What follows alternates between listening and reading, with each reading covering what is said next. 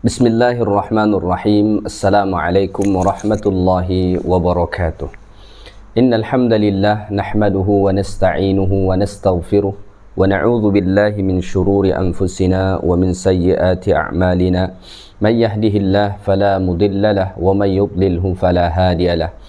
Ashhadu an la ilaha illallah wahdahu la syarika lahu wa ashhadu anna sayyidana Muhammadan abduhu wa rasuluhu la nabiyya ba'dah.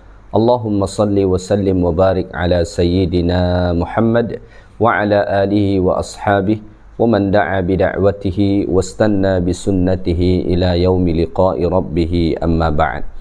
Alhamdulillah, sentiasa kita merafakkan kesyukuran kehadirat Allah Ta'ala kerana Allah masih mengurniakan nikmat-nikmatnya kepada kita semua.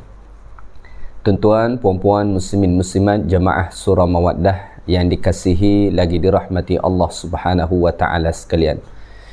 InsyaAllah pada subuh ni kita sambung semula kuliah tafsir Al-Quranul Karim, yang mana pada minggu lepas Alhamdulillah kita telah pun sampai sehingga ayat 218 daripada surah Al-Baqarah. So pada subuh ni insyaAllah kita sambung bermula daripada ayat 219 sehingga nanti ayat berikutnya insya-Allah. Baik, sebelum kita membahaskan ayat-ayat Allah Ta'ala ni, terlebih dahulu saya cuba bacakan dulu ayat yang insya-Allah kita akan bincangkan pada subuh ini. A'udzu billahi minasyaitonir rajim. Bismillahirrahmanirrahim.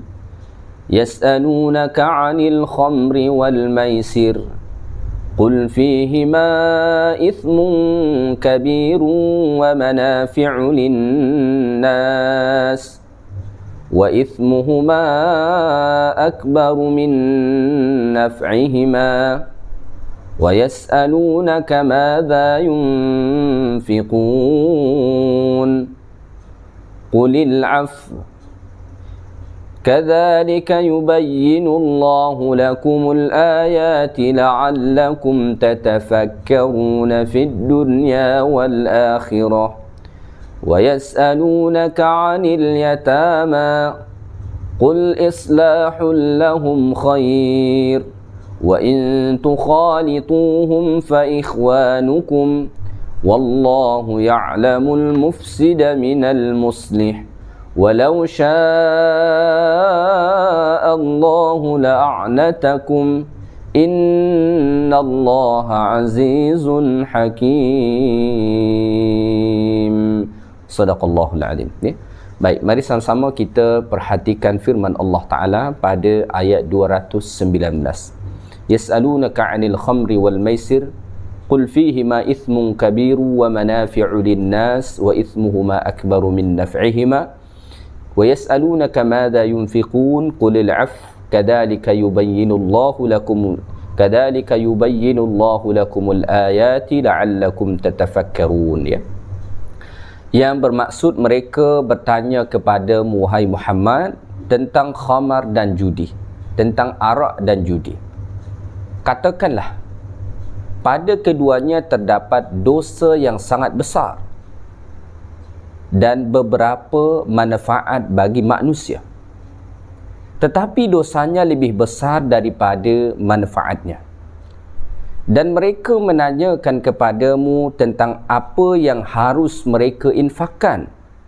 Katakanlah, kelebihan dari apa yang diperlukan. Demikianlah Allah menerangkan ayat-ayatnya kepada kamu agar kamu memikirkan fid dunya wal akhirah. Ya, agar kamu memikirkan tentang dunia dan akhirat. Baik, tuan-tuan, puan-puan, muslimin, muslimat yang dikasihi lagi dirahmati Allah Subhanahu wa Ta'ala. Seperti mana kita dengar kandungan ayat Allah Ta'ala sebentar tadi, ayat 219 daripada surah Al-Baqarah ni membincangkan dua perkara. Ada dua soalan dahulu yang diajukan kepada Rasulullah sallallahu alaihi wasallam. Kita akan cuba bahas satu persatu. Soalan pertama iaitulah yas'alunaka 'anil khamri wal maisir. Mereka bertanya kepada Muhammad tentang arak dan judi. Apabila kita menjumpai ayat yang diawali dengan yas'alunaka dalam Al-Quran, maka kebiasaannya ayat tersebut mempunyai asbabun nuzul, dan sudah tentulah asbabun nuzulnya atau sebab turun ayat tersebut soalan yang ditanyakan kepada Rasulullah sallallahu alaihi wasallam. Diriwayatkan dalam kitab-kitab tafsir, ya, bahawa dahulu Umar bin Khattab radhiyallahu taala an, kemudian ada sahabat Nabi Muadz bin Jabal, dan ada beberapa lagi sahabat-sahabat Ansar.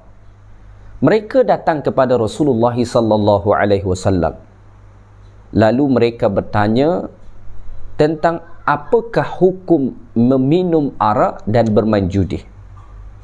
Sebab arak itu melenyapkan akal, sedangkan judi itu dapat menghabiskan harta. Mereka datang menanyakan itu kepada Rasulullah sallallahu alaihi wasallam. Seoleh kerana itulah Allah Subhanahu wa taala menurunkan ayat tentang arak ini. Iaitulah ayat 219 daripada surah Al-Baqarah ni, ya. Baik, dekat sini Allah Taala berfirman, yas'alunaka 'anil khamr. Mereka bertanya kepadamu wahai Muhammad tentang arak, ya. Lalu Allah Taala mengatakan, qul fihima ithmun kabirun. Qul fihima ithmun kabirun. Katakanlah pada arak dan judi itu ada dosa yang sangat besar. Ia adalah dosa yang sangat besar. Minum arak dan berjudi itu adalah dua perbuatan yang mendatangkan dosa yang amat besar. Mengapa begitu? Kerana dalam arak dan judi itu terdapat pelbagai macam kemudaratan. Terdapat pelbagai macam kemudaratan. Ada sangat banyak kemudaratan yang terdapat pada arak, ya. Misalnya kemudaratan yang terdapat pada pada arak itu, ya, ia dapat menghilangkan akal, ya. Ia dapat menghilangkan akal. Khamar, ya, secara bahasa itu boleh dimaknai sesuatu yang menutup akal. Syekh Ali As-Sabuni rahimahullah menjelaskan bahawa khamar, ya, yang biasa kita terjemah dengan arak, itu bermakna sesuatu yang menutup akal. Sesuatu yang menutup akal. Jadi salah satu kemudaratan yang didatangkan oleh arak itu adalah dapat menghilangkan akal. Sedangkan kita manusia ni dikurniakan Allah Ta'ala akal sebagai satu kemuliaan kepada kita yang Allah tak beri kepada makhluk yang lain. So ini salah satu bahaya yang dapat didatangkan oleh arak. Selain bahaya itu, ada lagi bahaya kesihatan. Orang yang selalu minum arak, ia dapat membahayakan diri mereka. Kemudian arak juga dapat membahayakan harta benda, sebab ia akan menghabiskan wang dia, harta dia untuk perkara yang sia-sia. Dapat merosakkan kehidupan sosial, ya. Kita kalau tinggal misalnya na'udzubillah di kawasan orang-orang yang minum arak, memang kita tak akan selesa hidup dekat situ. Mengapa? Kerana kita hidup di kawasan orang yang tak sempurna akal, ya. Orang yang tak sempurna akalnya. Kemudian orang-orang yang minum arak ni, ya, dia akan hilang kontrol terhadap diri dia, ya, sehingga kan dia tidak tahu dia melakukan sesuatu yang membahayakan diri dia, membahayakan agama dia, dan membahayakan keluarga dia mungkin. Oleh kerana itu Allah Ta'ala mengatakan pada arak dan judi itu ismun kabir, ia adalah dosa yang sangat besar. Kerana di sana terdapat bahaya yang luar biasa, ya. Misalnya dalam tadi kita sebut tentang arak, ya. Dalam judi pun begitu banyak impak negatif dia yang didatangkan oleh judi itu, ya. Misalnya apa? Misalnya berjudi itu, ya, dapat menyebabkan permusuhan. Orang apabila dah berjudi, ada mungkin yang kalah, ada yang bankrupt, ya, maka akan berlaku pergaduhan. Dan ini adalah sesuatu yang membahayakan kita manusia. Apalagi judi ini akan membuat orang malas bekerja, malas berusaha. Sebab apa? Sebab mereka nak cepat dapatkan harta dengan cara yang mudah, ya. Maka oleh kerana itu dalam ayat ni Allah Ta'ala menyebut judi itu bahasa dia dengan al-maisir. Al-maisir itu setengah ulama mengatakan asal katanya ialah al-yusr, mudah.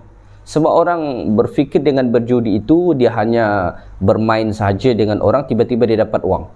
Kita nak dapat harta kena bekerja, kena menabung, ya, kena lama pula tu. Judi ni, orang pergi berjudi, ya, dia pergi mungkin dalam beberapa jam atau mungkin dalam satu hari, ya. Kalau dia menang, dia boleh dapatkan dengan mudah wang yang begitu banyak, ya. So, antara kemudaratan judi ni adalah ia boleh menghancurkan harta, merosakkan harta. Orang boleh bankrupt habis-habis sebab judi. So, oleh kerana itu Allah mengatakan ismun kabir, ya. Ia adalah dosa yang besar kerana di sana terdapat banyak kemudaratan dia, ya, banyak kemudaratan dia. Yas'alunaka 'anil khamri wal maisir. Mereka bertanya kepadamu wahai Muhammad tentang arak dan judi. Qul fihima ithmun kabir. Katakanlah pada arak dan judi itu terdapat dosa yang amat besar, ya, ada dosa yang sangat besar. Namun Allah Ta'ala tidak menafikan wa manafi'u linnas, dan di sana ada terdapat beberapa manfaat untuk manusia, ya. Dalam arak misalnya, ada tak manfaat? Ya, mungkin ada. Orang apabila dia minum arak, dia lebih berani, dia lebih garang, ya. Setengah orang dia lebih confident apabila dia minum arak, ya. Dalam hal judi ada tak manfaat dia? Mungkin ada, sebab orang boleh tiba-tiba kaya dengan itu, ya. Tetapi Allah Ta'ala mengatakan lagi wa ithmuhuma akbaru min naf'ihima. Dosa daripada keduanya, arak dan judi itu, ya, arak dan judi itu adalah lebih besar berbanding manfaat yang ada padanya, ya. Dosa itu, dosa minum arak dan bermain judi itu lebih besar berbanding manfaatnya. Jadi Allah tidak menafikan bahawa di sana ada manfaat, tetapi mafsadah dia, kerosakan dia lebih berat. Dalam qawaidul fiqhiyah dikatakan dar'ul mafasid muqaddamun ala jalbil masalih. Menolak sesuatu yang dapat mendatangkan kemudaratan mesti diutamakan berbanding mengambil yang ada manfaat. Misalkan dalam arak dan judi ni, Allah Ta'ala mengatakan ada manfaat, dan di sana dia adalah dosa besar, dua dosa besar, dan Allah mengatakan ada beberapa manfaat. Tetapi Allah menekankan bahawa wa ismuhuma akbaru min naf'ihima. Dosa keduanya ini jauh lebih besar berbanding manfaatnya. So ini bukan bermakna Allah mengharuskan kita, tidak. Allah menjelaskan bahawa mafsadah dia lebih besar. Kaedah tu tadi mengatakan bahawa kita mesti menolak mafsadah, kerosakan itu lebih dulu berbanding mengambil manfaat. Jadi kalau misalkan pada satu benda itu terdapat mafsadah, kerosakan, dan terdapat manfaat, maka yang paling utama kita lakukan, tolak dulu mafsadah itu. Tak boleh kita lebih dulu mengambil manfaat. Dalam arak dan judi itu ada manfaat, ada dosa besar, ada kerosakan, mafsadah, dan ada manfaat. Allah mengatakan mafsadah dia lebih besar, maka kita mesti lebih mendahulukan mafsadah ini, membuang mafsadah ini. Oleh kerana itulah diharamkan judi, arak dan judi itu diharamkan dalam Islam, ya. Okey. Baik, kalau kita perhatikan ayat Allah Subhanahu Wa Taala ni, kita lihat cara Allah Taala mengharamkan dekat sini belum secara direct, ya, belum secara direct. Allah hanya menyebutkan bahawa ia adalah dosa besar, tetapi juga ada manfaat, walaupun dosa dia lebih besar berbanding manfaat yang ada. Ini perlu untuk sama-sama kita ketahui bahawa ayat ni, ayat 219 surah Al-Baqarah ni adalah ayat yang kedua yang Allah Ta'ala turunkan dalam proses mengharamkan arak tu. Jadi dahulu arak judi itu dia berproses diharamkan, tidak serta-merta langsung diharamkan. Mengapa begitu? Kerana arak dan judi ia dua benda yang dah tak boleh dipisahkan dengan orang Arab. Sudah menjadi tradisi mereka, arak judi, arak judi, arak dan judi. Sehinggakan andai kata Allah Ta'ala langsung mengkat itu daripada mereka, menurunkan ayat haram judi, haram arak, maka pasti sukar mereka untuk meninggalkannya. Sukar. Maka para ulama kita menjelaskan ada 4 tahapan Allah Ta'ala mengharamkan arak itu.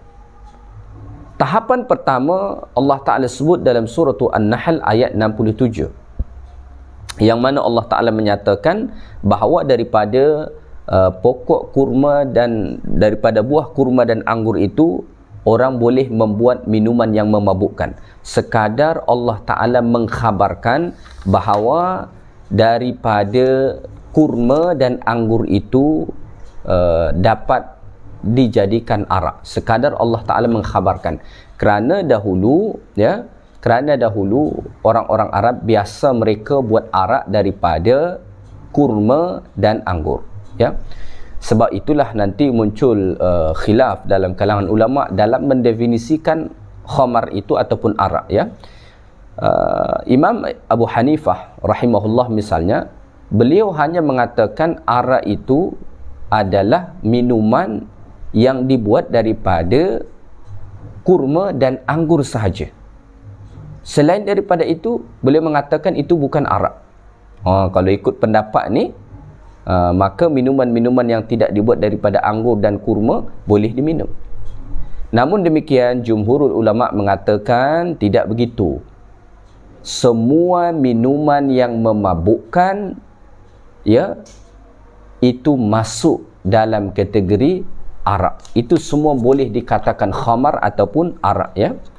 Maka ada hadis Nabi sallallahu alaihi wasallam, ya, yang diriwayatkan oleh Imam Ahmad dan Imam Muslim misalnya.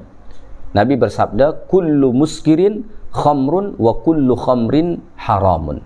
Setiap yang memabukkan itu adalah khamar ataupun arak, wa kullu khamrin haramun, dan setiap arak atau khamar itu adalah haram.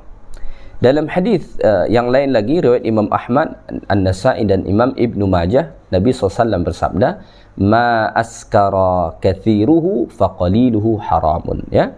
Benda yang kalau banyak membuat kita jadi mabuk, sedikit pun ia jadi haram, ya. Misalnya ada orang berkata, minum sikit je, tak ada mabuk pun, tak apa, dia kata. Itu tak boleh. Sesuatu yang kita konsumsi banyak boleh membuat kita mabuk, maka memakan, menikmati, meminum yang sedikit daripada itu pun ia akan menjadi haram. Ia akan menjadi haram. Dalam hadis yang lain riwayat Imam Al-Bukhari lebih tegas lagi, Rasulullah SAW mengatakan, kullu syarabin askara fahuwa haramun. Setiap minuman yang memabukkan itu adalah haram. Maka oleh kerana itu, menurut jumhurul ulama, ya, yang dikatakan arak itu adalah semua yang dapat memabukkan kita, walau terbuat dari apapun itu, daripada kurma ke, daripada anggur ke, daripada gandum ke, daripada pokok kelapa ke, contohnya lah.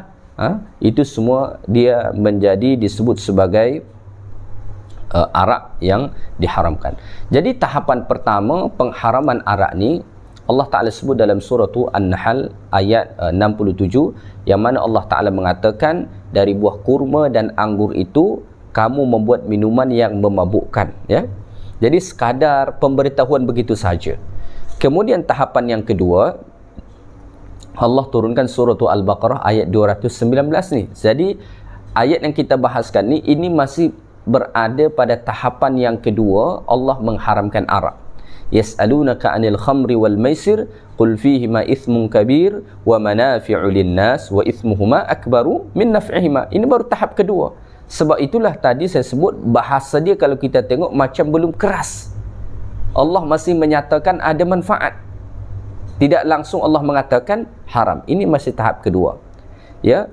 Tahap ketiga dia, ya, tahap ketiga dia itulah firman Allah Ta'ala yang terdapat dalam surah An-Nisa ayat 43. La taqrabus salata wa antum sukara.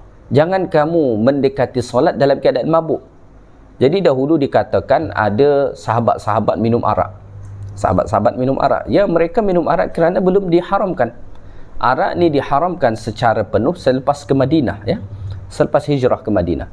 Jadi mereka minum arak. Kemudian masuk waktu salat. Masuk waktu salat. Kemudian mereka pergi sembahyang. Salah seorang yang jadi imam tu dari sahabat Muhajirin yang tadi mabuk. Semasa sembahyang tu, dia tak tahu apa yang dia baca. Sampai salah. Dia baca qul ya ayyuhal kafirun a'budu ma ta'budun. Dia kan bermasalah. Dia tidak mengatakan la a'budu ma ta'budun, tapi dia baca a'budu ma ta'budun. Aku menyembah apa yang kamu sembah. Ya, itu jauh makna dia. Jadi syirik kan? Maka Allah Ta'ala menurunkan ayat la taqrabus salata wa antum sukara.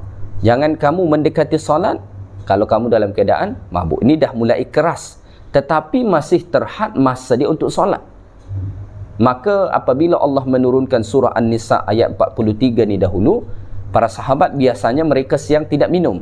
Tak minum arak. Mengapa? Kerana pada waktu siang, waktu solat itu dekat-dekat. Subuh, kemudian zuhur kemudian asar kemudian ke maghrib. Biasanya dahulu mereka akan minum pada waktu malam. Sebab misalnya selepas mereka sembahyang isyak sampai ke subuh tu jarak dia jauh. Ini peringkat keempat. Peringkat ketiga. Peringkat keempat, ni finally dia, Allah Ta'ala mengharamkan. Allah Ta'ala menurunkan surah Al-Ma'idah ayat 90. Innamal khamru wal maisiru wal ansabu wal azlamu rijisun min amalis syaitan fajtanibuh. Langsung Allah Subhanahu wa Ta'ala menyatakan dekat situ haram dan wajib kamu jauhi. Mengapa? Innama yuridu syaitanu ayyuki'a bainakumul adawata wal baghdha'a fil khamri wal maisir. Kerana syaitan menghendaki kamu berlaku permusuhan, marah sesama kamu fil khamri wal maisir. Kalau kamu minum arak dan berjudi. Orang biasa kalau dah minum arak berjudi panas, bergaduh, bermusuh, bahkan ada yang sampai tahap bunuh-membunuh. Wal'iyadu billah. Jadi antara hikmah arak ni diharamkan Allah Ta'ala secara berperingkat supaya lebih mudah diterima, ya. Sama sebenarnya ini dengan penurunan Al-Quran. Mengapakah Al-Quran itu mesti diturunkan secara beransur-ansur dalam masa 23 tahun lebih kurang? Mengapa tidak langsung saja Allah Ta'ala turunkan 30 juzuk Al-Quran tu? Mengapa begitu? Antara hikmahnya adalah supaya lebih mudah diterima. Kalau sekaligus diturunkan dan di sana banyak perintah yang tak pernah mereka lakukan, dan di sana banyak larangan yang selalu mereka lakukan, maka sudah pasti mereka akan menolak agama ini. Maka salah satu cara yang digunakan pakai Al-Quran adalah melarang mereka secara bertahap. Metod ini boleh kita guna pakai dalam mengajak orang ke jalan Allah, tuan-tuan. Kita dalam mengajak orang ke jalan Allah pun boleh kita ajak mereka bertahap. Kita tahu dia ni apa kita kata ahli maksiat, tak kenal agama sebelum ni, ya, tak pernah sembahyang misalkan, ya, atau bahkan kita kata dia kafir lah, dia belum Islam lagi. So kita mengajak dia ke Islam ni, kita tidak boleh sampaikan sekaligus semua ke dia. Awak tak boleh ni, tak boleh tu, tak boleh ni, tak boleh tu, awak kena buat ni, kena buat tu, kena buat ni, kena buat tu. Pening dia, tak boleh. Dia rasa Islam ni berat. So cara kita macam mana? Bertahap, mesti by process. Mungkin pada peringkat awal kita cukup larang dia beberapa perkara dulu. Ni tak boleh ni. Cara kita pun kena lembut, berproses. Ni tak boleh, ya, biar dulu. Ada lagi dia buat perkara yang tak boleh dalam agama, biar dulu. Apabila tu dah okey, dah mantap, nanti kita bagi tahu yang kedua, baru bagi tahu yang ketiga, bagi tahu yang begitu. Dengan orang Islam sesama Islam pun macam tu. Misalnya ada orang Islam yang, ya, kita tahulah, kadang-kadang orang Islam ni pun nama saja Islam kan, agama saja Islam, tapi perangai jauh daripada Islam, ya. Sembahyang tak pernah, ya, tutup aurat tidak, ya, macam-macam. So dalam kita nak mengajak dia bertaubat kepada Allah Ta'ala, ya, kita boleh kita boleh ajak dia bertahap-tahap, ya. Mungkin kita ajak sembahyang saja dulu, ajak sembahyang, ya. Yang lain tu biar dulu. Bukan kita redha, bukan kita nak biarkan, no. Tapi kita nak buat dia bertahap. Nak sampaikan kepada dia bertahap. Biar sembahyang dulu. Okey dia tu, kemudian sekian masa tambah, kita pun tambahkan, bagi tahu. Misalkan kita bagi tahu awak kena tutup aurat. Bagi tahu perlahan-lahan, ya. Dan itu salah satu manhaj yang diguna pakai Al-Quran dalam mengajak manusia ni ke jalan Allah Subhanahu wa taala. Tadi kita boleh tengok misalnya dalam hal pengharaman arak tu, ya. Allah Taala buat bertahap-tahap sampai 4 tahapan. Mengapa sampai 4 tahapan? Kerana ia telah mengakar betul dalam tradisi mereka minum arak ni, ya. Tradisi yang sudah melekat. Kita ni kalau dah mentradisi, dah menjadi satu adat, bukan mudah kita nak larang orang. Silap-silap kita akan dimarah oleh orang, ya. Katalah misalkan ada satu budaya Melayu yang kita dah sebati dengan itu, ya. Bahkan mungkin kita merasa itu satu kebanggaan untuk kita. Tiba-tiba orang larang kita daripada melakukannya, agaknya apa respon kita? Kita boleh marah. Kita akan marah, kita akan melawan. Tak mungkin kita terima yang ada kita melawan. Kalau kita dilarang secara direct. Begitu juga dengan arak ni. Arak ni dah sebati dengan mereka. Ibarat orang Melayu dengan baju Melayu, ibarat orang Melayu dengan tanjak Melayu. Tak boleh dipisahkan. Begitu arak tu dengan mereka. So kalau direct dilarang, mereka akan marah. Mereka tak akan terima.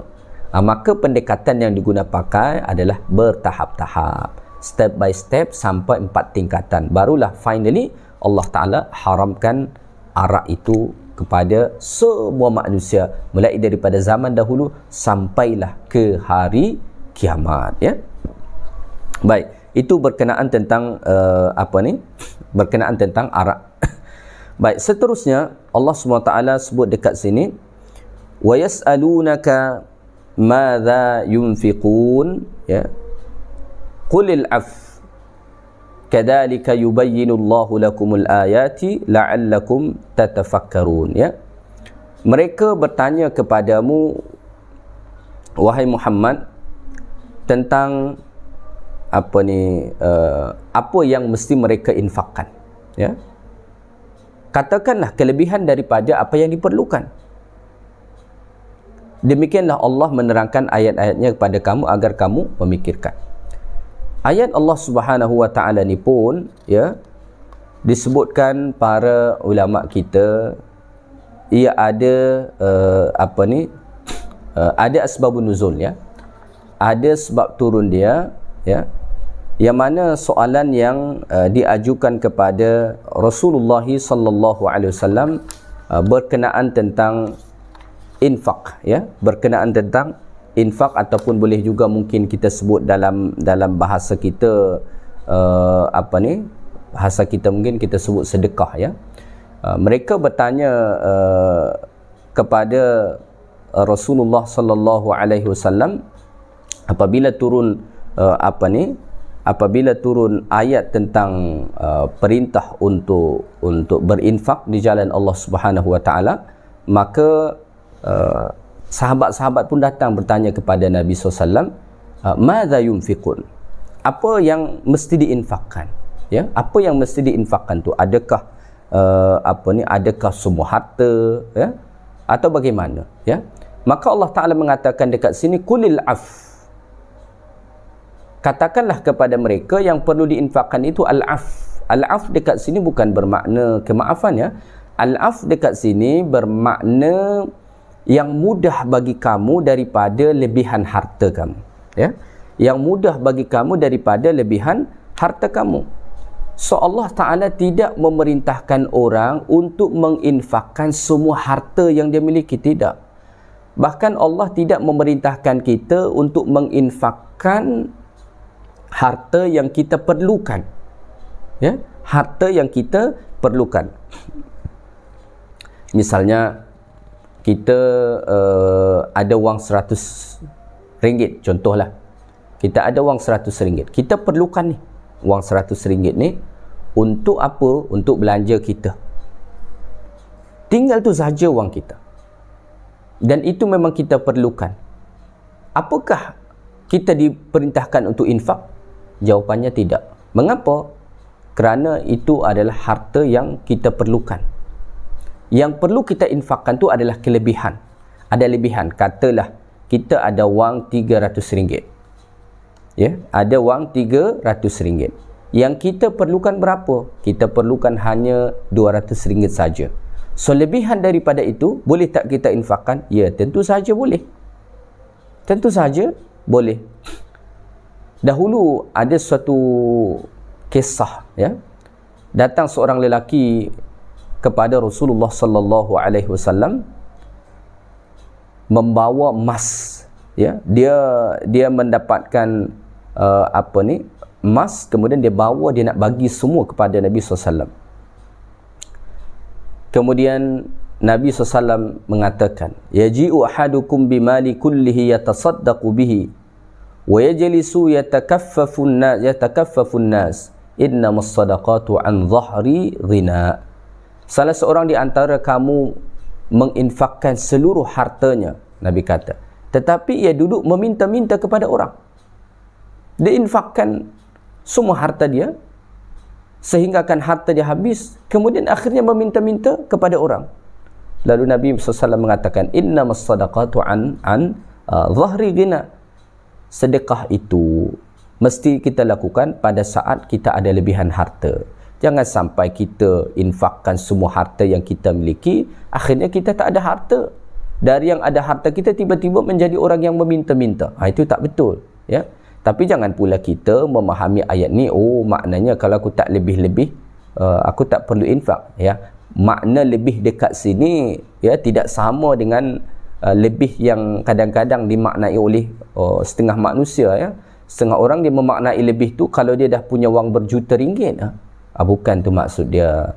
Maksudnya lebih daripada apa yang kita perlukan, apa yang menjadi hajat utama kita. Contohlah dalam satu bulan tu kita wajib perlukan sebanyak RM3,000. Contoh saja, ya, contoh saja. Kita kena ada RM3,000, itu memang dah wajib. Mungkin untuk rumah, elektrik kita, air kita, anak-anak mungkin, ya, minyak mungkin, ya. Itu wajib. So kalau lebih misalkan daripada itu, infaklah, sedekahlah. Contoh gaji tuan-tuan mungkin ada yang sampai RM10,000, ya, RM8,000, RM11,000, mungkin ada sampai RM10,000. So itu tentu dah lebih dah. Dah lebih dah. Ataupun misalnya ni tak samalah semua. Kadar dia semua tak sama. Ya, kadar dia semua tak sama. Ada orang keperluan dia hanya RM500. So dia dapat RM1,000. Artinya dia dah ada kelebihan. Ada orang keperluan dia berapa? RM1,500. Dia dapat RM2,000, RM3,000. Artinya dah lebih. So ini tak sama, ya. Tidak sama dengan semua orang. So kembali lagi kita tengok pada diri kita. Kita perlukan yang wajib untuk kita berapa? Lebih daripada itu, infaklah, sedekahlah di jalan Allah Subhanahu wa ta'ala. Dalam hadis Imam Bukhari, Nabi SAW bersabda, khairus sadaqati ma kana an dhahri gina. Sebaik-baik sedekah adalah yang diberikan dari kelebihan harta. Ada kelebihan harta kita, kita bagi. Wabda biman ta'ul, dan mulailah daripada orang yang kau tanggung nafkahnya. Maksudnya kita berinfak ni, prioriti utama siapa? Orang yang di bawah kita. Misalkan ada isteri, ada anak-anak, ada mak ayah kita, ada adik-beradik kita, mereka yang paling utama. Maka dalam hadis dikatakan kalau kita bersedekah kepada kaum kerabat kita, dapat 2 pahala. 1 pahala sedekah, 2 pahala silaturahim. Ya. Tapi jangan pula sebab tu kita tak sedekah langsung pada orang, tak infak langsung pada orang lain. Apa-apa kalau nak infak keluarga saja. Tidak begitu juga maksud dia, ya. Tapi jangan pula kita sibuk infak pada orang jauh, kita lupa dengan keluarga sendiri. Ini pun tak betul, ya. Jadi utamakan dulu yang paling dekat, ya, yang ada hubungan darah dengan kita, tolong mereka, sambil-sambil tu kita tolong jugalah kita tolong jugalah orang lain, ya. Pada hujung ayat ni Allah Subhanahu Wa Taala mengatakan la'allakum tatafakkarun, ya, la'allakum tatafakkarun fid dunya wal akhirah. Jadi sebenarnya dia sempurna sambungan ayat ni. Kita sambung dengan awal ayat 220, ya. La'allakum tatafakkarun, mudah-mudahan kamu berfikir apa? Fid dunya wal akhirah, tentang kebaikan dunia dan akhirat, ya. Jadi maknanya dekat sini, ya, supaya kamu menggunakan akal fikiran kamu fi asrari syar'i, untuk memikirkan rahsia-rahsia di sebalik syariat Allah. Allah Ta'ala tadi melarang arak, Allah melarang berjudi, Allah Ta'ala memerintahkan untuk berinfak dengan lebihan harta kamu. Itu supaya kamu menggunakan, antara tujuannya supaya kita menggunakan akal fikiran kita untuk memikirkan apa rahsia di sebalik syariat Allah Ta'ala tu, ya. Sehinggakan dengan itu kamu dapat mengetahui masalihud dunya wal akhirah, kebaikan dunia dan akhirat kamu. Dan dengan itu juga kamu akan dapat mengetahui, kalau kamu gunakan akal fikiran kamu akan dapat mengetahui bahawa kehidupan dunia ini hanya sekejap, kehidupan yang kekal abadi adalah nanti selepas kita meninggal, iaitulah kehidupan akhirat, ya. Baik, tuan-tuan puan-puan muslimin muslimat yang dikasihi lagi dirahmati Allah Subhanahu wa taala sekalian, ya, saya ingat setakat tu saja kuliah kita pada subuh ni, ya. Ayat 219 saja tak sempat kita nak bahaskan ayat 210 daripada surah Al-Baqarah. Insya-Allah taala kita akan sambung pada kuliah yang akan datang. Kita sambung ayat 220 yang berbicara tentang anak yatim, ya, yang berbicara tentang anak yatim. Ya, mungkin sebagai penutup saya terlupa tadi nak sebut, ya, apa hubung kait ayat 219 dengan ayat-ayat sebelum ni. Ayat-ayat sebelum ni itu berbicara tentang perang, ya, berbicara tentang perang, yang mana perang ini adalah menghadapi musuh. Musuh itu orang yang di luar daripada Islam, ya, orang yang di luar daripada Islam. Ayat 219 ni, ini ayat yang membicarakan macam mana kita nak mengukuhkan umat Islam, dalaman kita. Jadi kita ni kalau kita nak hebat, kita nak mengalahkan musuh di luar sana, kita kena kukuh, kita kena kuat. Orang Islam ni kena kuat. Kalau orang Islam ni nak berjaya, nak boleh mengalahkan musuh, orang Islam sendiri kena kuat. Maka kena diperbaiki dalaman. Internal tu kena diperbaiki. Salah satu cara memperbaiki dalaman umat Islam ni adalah jauhi arak, jauhi judi, dan perbanyakkan infak dari lebihan harta. insya-Allah apabila ni kita betul-betul jalankan, orang Islam ni akan kuat. Bila orang Islam ni akan kuat, maka musuh-musuh Islam tu boleh insya-Allah kita kalahkan. Tapi kalau kita tak boleh ni, habislah kita. Dadah habis semua dihentam oleh anak-anak muda, remaja. So ini kehancuran kita. Kita akan lemah.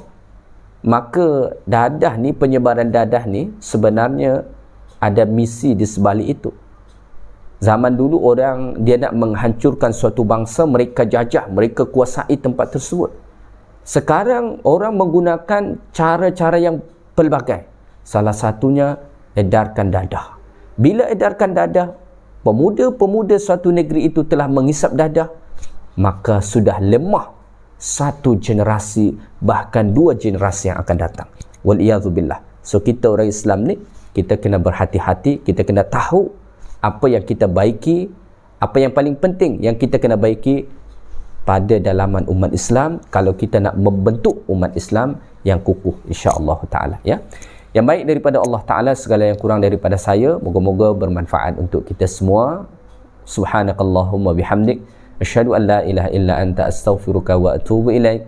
Wa sallallahu wa sallama ala nabiyyina Muhammad.